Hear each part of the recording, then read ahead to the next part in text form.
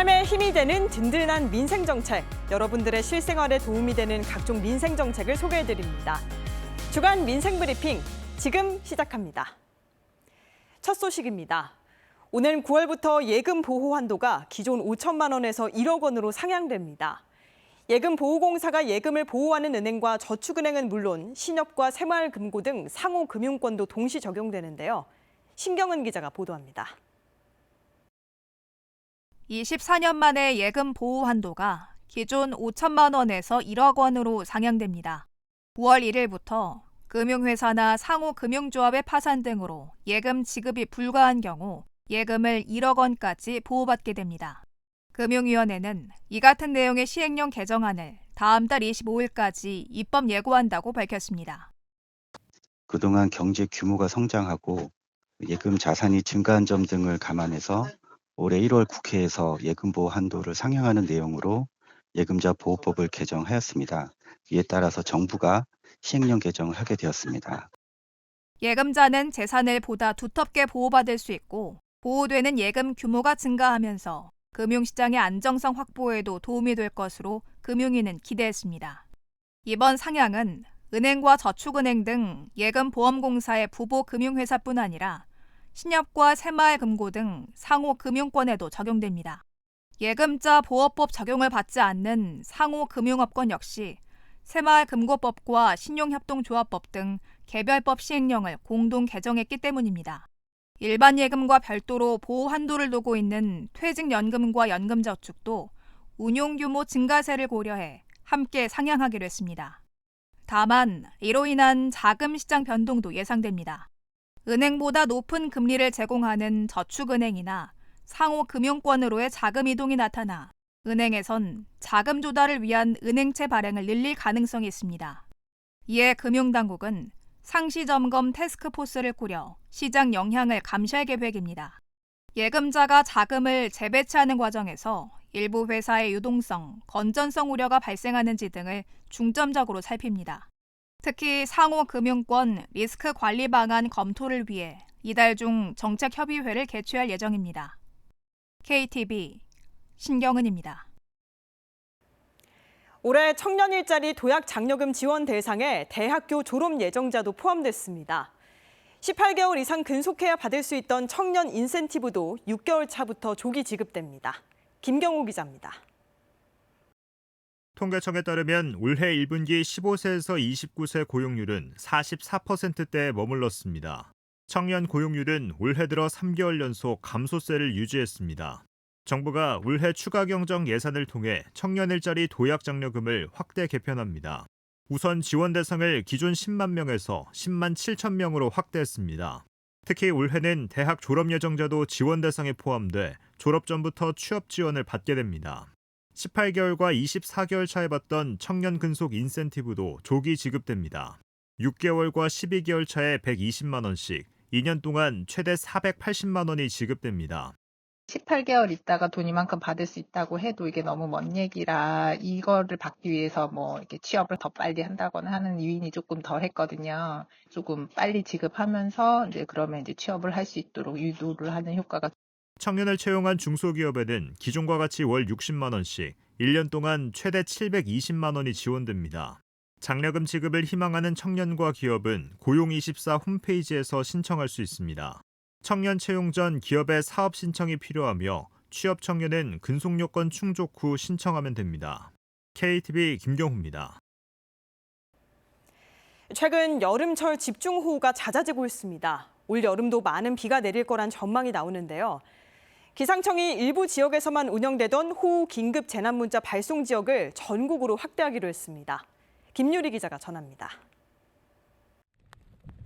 지난해 7월 전북 군산시 내흥동에서 시간당 130mm가 넘는 장맛비가 쏟아졌습니다. 군산 지역 연강 수량의 10%가 넘는 비가 불과 1시간 만에 내린 겁니다. 시간당 100mm 이상 호우가 지난 한 해에만 16차례 발생했습니다. 최근 지구온난화로 대기 중의 수증기량이 늘어나면서 인접 지역 간에도 강수량 차이가 4~5배 이상 크게 나는 등 폭우의 양상이 극단으로 치닫고 있어서 단 한 분이라도 인명피해를 줄여보고자 기상청은 수도권, 경북권, 전남권에서 운영되던 긴급 재난문자 제도를 전국으로 확대하기로 했습니다. 신속하고 즉각적인 안전조치 유도를 위해서입니다. 앞으로 극단적 호우가 발생한 읍면동에 40데시벨의 알람과 함께 긴급 재난문자가 발송됩니다. 시간당 50mm 이상의 비가 오면서 동시에 실시간 강수량이 90mm가 넘거나 1시간에 72mm 이상 호우가 내리면 문자가 즉시 발송됩니다. 기상청은 제도 시행 지역에서 이전에 비해 인명 피해가 크게 줄었다고 설명했습니다. 또 긴급 재난 문자를 받을 경우 지대가 낮아서 침수가 발생할 수 있는 지하 공간이나 지하 주차장은 피할 것을 강조했습니다. 특히 지자체에서 추가적으로 발송되는 구체적인 행동 요령 등이 담긴 안전 안내 문자를 참고할 것을 당부했습니다.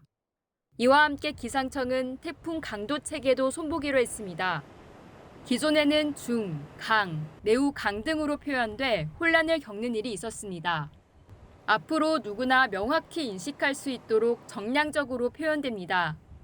가장 낮은 등급인 강도 1부터 가장 높은 등급인 강도 5까지 단계적으로 구분할 계획입니다. 올해 시범 운영 기간에는 기존 강도 체계와 새로운 강도 체계가 함께 제공됩니다. KTV 김유리입니다. 올여름 기온은 평년보다 높고 강수량이 많을 것으로 예상됩니다. 정부가 폭염과 풍수에 대비한 종합 대응 계획을 발표했는데요.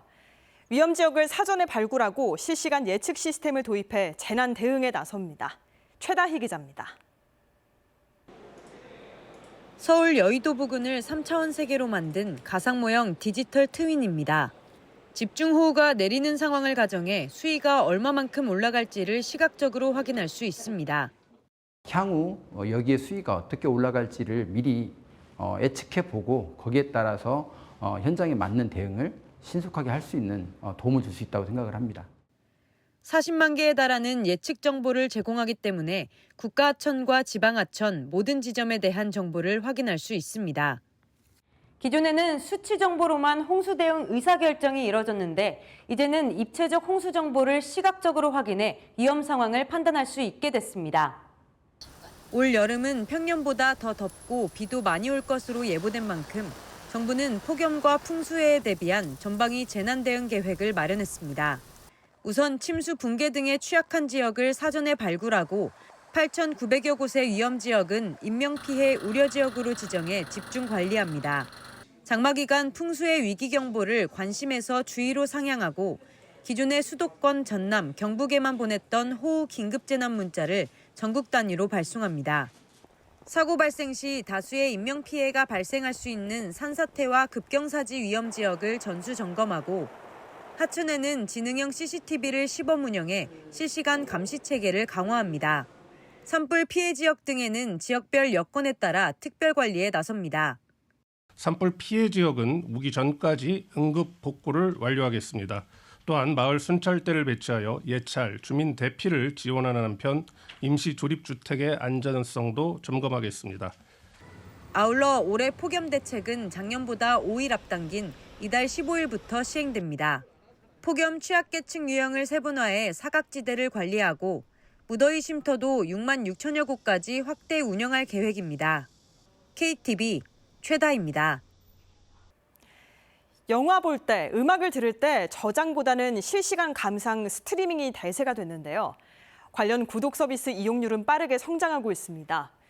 동시에 소비자 보호의 목소리도 함께 커지고 있는데 공정거래위원회가 국내외 37개 사업자를 살펴 소비자 불편을 발굴합니다. 보도에 김창규 기자입니다. 상품이나 서비스를 구매하지 않고 정기적으로 값을 치르는 구독 서비스 이용이 빠르게 늘고 있습니다. 식료품 정기 배송이나 쿠팡, 배달의 민족 등 배달앱 멤버십, 넷플릭스와 티빙을 비롯한 OTT 등이 여기에 속합니다. 이런 구독 서비스 이용률은 지난 2021년 4.1%에 불과했는데 지난해에는 국민의 절반가량이 이용하는 것으로 조사됐습니다. 이용률이 늘면서 소비자 보호를 강화해야 한다는 목소리가 나옵니다. 서비스 해지 단계에서 자주 발생하는 눈속임, 이른바 다크 패턴이 주로 지적됩니다. 서울 시민을 대상으로 실시한 조사 결과 10명 중 6명이 해지에 어려움을 겪은 경험이 있다고 답했는데 해지 메뉴를 찾지 못하거나 절차가 복잡한 게 원인으로 꼽혔습니다. 전형적인 다크 패턴입니다. 공정거래위원회는 구독 서비스 시장의 거래 실태를 들여다보기로 했습니다. 기업들한테도 주요 경영 전략이고 소비자들도 굉장히 많이 이용을 하고 있잖아요. 생각지 못한 소비자 이슈들, 그러니까 소비자 피해 우려가 있는 부분들, 그리고 규제 공백이 있는 부분들, 그런 걸 점검하는 차원에서 하는 거고요. 국내외 37개 사업자가 대상입니다. 넷플릭스 등 국내 5대 OTT 서비스와 멜론과 스포티파이 등 음원 플랫폼이 포함됐습니다. 쿠팡, 배민 등 멤버십 서비스와 생성형 AI까지 살펴볼 계획입니다. 공정위는 조사 결과를 심층 분석하고 학계 등 자문을 거쳐 연말까지 구독 경제와 소비자 이슈 정책 보고서를 펴낼 예정입니다. 공정위 관계자는 필요한 부분에는 제도 개선도 생각하고 있다고 밝혔습니다. KTV 김찬규입니다. 생후 2개월이 지난 모든 개는 동물 등록 의무 대상으로 위반하면 과태료가 부과되는데요. 정부와 지자체는 유기, 유실사고 예방 차원에서 등록 활성화를 추진하는 한편 자진 신고 제도를 운영 중입니다.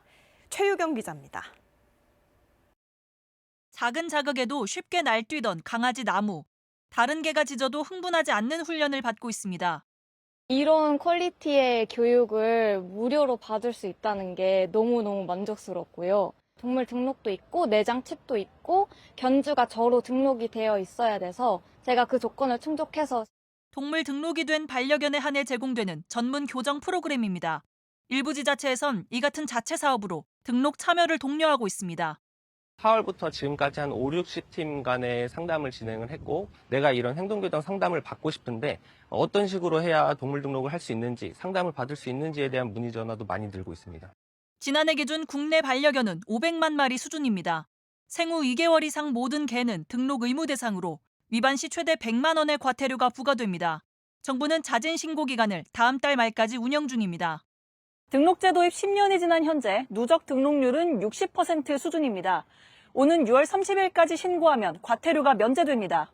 시군구청 또는 지정 동물병원이나 보호센터를 방문하면 됩니다.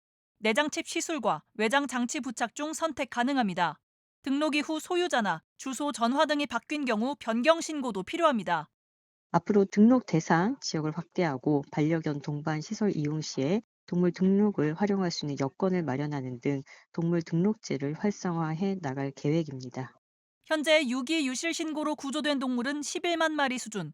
정부는 등록 확대를 통해 2029년까지 연간 유기를 6만 마리까지 줄일 계획입니다. KTV 최유경입니다. 최근 유명 의류 브랜드를 사칭하는 쇼핑몰이 기승을 부리면서 피해를 입는 소비자들이 늘고 있습니다. SNS 광고를 통해 과도한 할인율을 제시하며 구매를 유도하고 주문 취소에는 응답하지 않는 등 피해가 이어지고 있는데요. 보도에 이리나 기자입니다. 시즌 오프나 계절맞이 할인 등을 내세워 할인 행사가 한창인 온라인 유통업계. 이를 틈타 소비자를 울리는 피해 사례가 잇따르고 있습니다. 주로 해외 유명 의류 브랜드인 랄프로렌과 카라트, 베이프 등을 사칭해 큰 할인 폭으로 소비자의 구매를 유도하고 소비자가 결제한 후에는 실제 제품을 배송하지 않거나 환불해주지 않는 방식으로 피해를 키웠습니다. 한국소비자원이 올해 1월부터 지난달 25일까지 파악한 피해 사례만 46건에 이릅니다. 대부분의 피해자가 인스타그램 광고를 통해 사칭 쇼핑몰에 접속한 것으로 나타났습니다. 유명 브랜드명을 그대로 사용해 인터넷 주소를 공식 홈페이지와 비슷하게 만든 데다 브랜드의 공식 명칭과 로고, 메인 화면 구성까지 그대로 사용했습니다. 특히 피해자들의 연령대를 보면 20대 피해자가 70%에 달해 가장 많았습니다. 패션 브랜드의 주요 소비층이자 SNS를 활발히 이용하는 만큼 사기 사이트 광고를 접한 후 구매하게 되는 경우가 많기 때문입니다. 이 같은 피해를 막기 위해서는 큰 할인율이라면 의심해보고 SNS 광고를 통해 판매 사이트에 접속한 경우 공식 유통업자가 운영하는 쇼핑몰이 맞는지 검색 포털을 통해 확인해야 합니다. 피해가 발생할 경우를 대비해서 차지백 서비스 신청이 가능한 신용카드를 사용하는 것이 좋습니다. 차지백 서비스는 해외 거래 소비자분이 차기 의심, 미배송, 환불, 미이행 등의 사유가 있을 경우에 구입일로부터 특정 기간 이내에 신용카드사에 승인된 거래를 취소 요청할 수 있는 서비스이므로 소비자원은 브랜드를 사칭한 사기 사이트들의 대부분은 판매자의 정확한 정보 확인도 어려워 피해 구제가 쉽지 않다고도 강조했습니다. 아울러 피해 확산을 막기 위해 사기 사이트를 적발하는 대로 국내 접속을 차단 중이라고 밝혔습니다. KTV 이리나입니다. 주간 민생브리핑 이번 주 소식은 여기까지입니다. 다음 주에도 더 알찬 민생 소식으로 찾아뵙겠습니다. 시청해주신 여러분 고맙습니다.